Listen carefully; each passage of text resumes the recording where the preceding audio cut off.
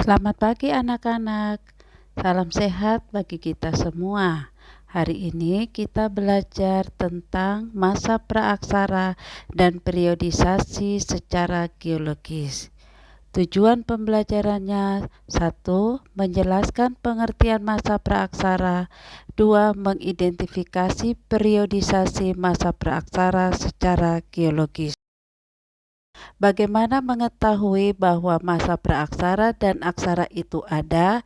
Dikenal dari bukti-bukti peninggalan purbakala, yaitu fosil yang merupakan sisa-sisa makhluk hidup yang sudah membatu.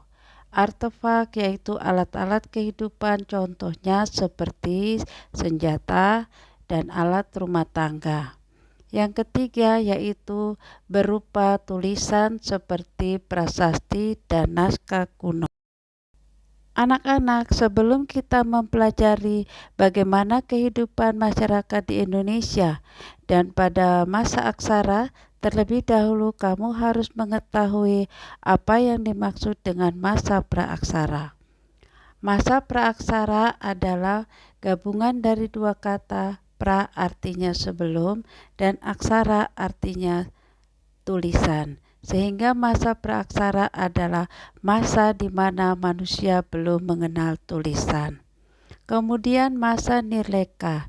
Nir artinya tidak ada dan leka artinya tulisan. Sehingga masa nirleka yaitu masa di mana tidak ada tulisan. Masa praaksara ini juga dikenal dengan masa prasejarah. Kapan dimulainya masa praaksara dan masa aksara? Masa praaksara dimulai sejak manusia ada.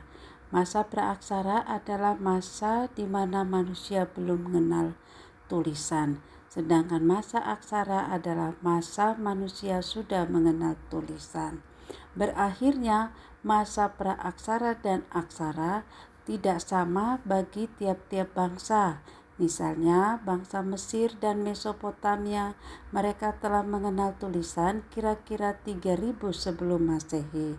Sedangkan masyarakat di Indonesia mengenal tulisan sekitar abad ke-5 Masehi. Hal ini diketahui dari yupa atau batu bertulis, bukti peninggalan kerajaan Kutai di Muara Kaman, Kalimantan Timur. Sejarah alam semesta jauh lebih penting jika dibandingkan dengan sejarah kehidupan manusia di muka bumi. Untuk mengetahui manusia sejak awal kehidupannya, kita mempelajari dulu periodisasi atau pembabakan zaman di muka bumi. Pada zaman dulu, keadaan bumi tidak seperti sekarang. Bumi masih panas dan berputar-putar. Proses perubahan bumi terbagi atas beberapa fase atau zaman yang memakan waktu sampai jutaan tahun.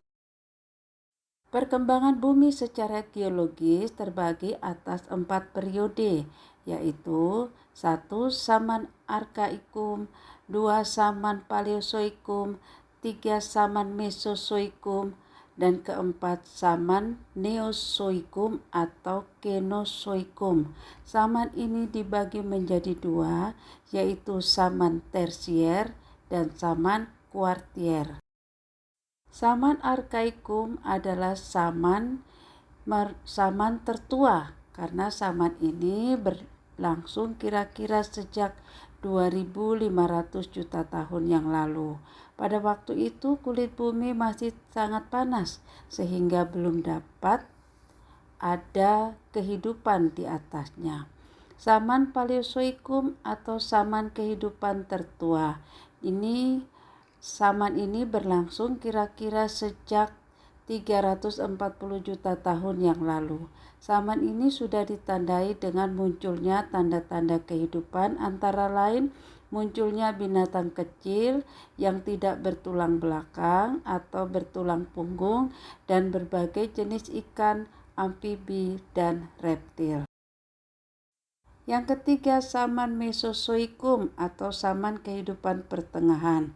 Zaman ini berlangsung sejak kira-kira 140 juta tahun.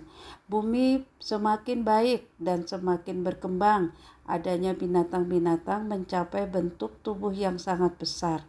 Contohnya dinosaurus. Yang keempat adalah Neozoikum atau Kenozoikum. Zaman ini disebut zaman kehidupan baru dan berlangsung sejak kira-kira 60 juta tahun yang lalu. Zaman ini dibagi menjadi dua, yaitu zaman tersier dan zaman kuartier.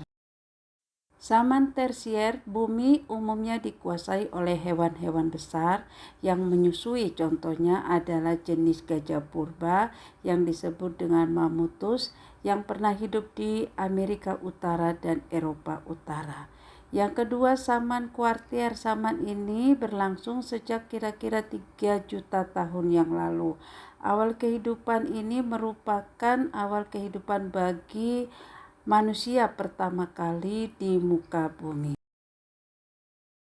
Demikian materi praaksara dan periodisasi secara geologis. Sekarang kita masuk pada mengerjakan soal.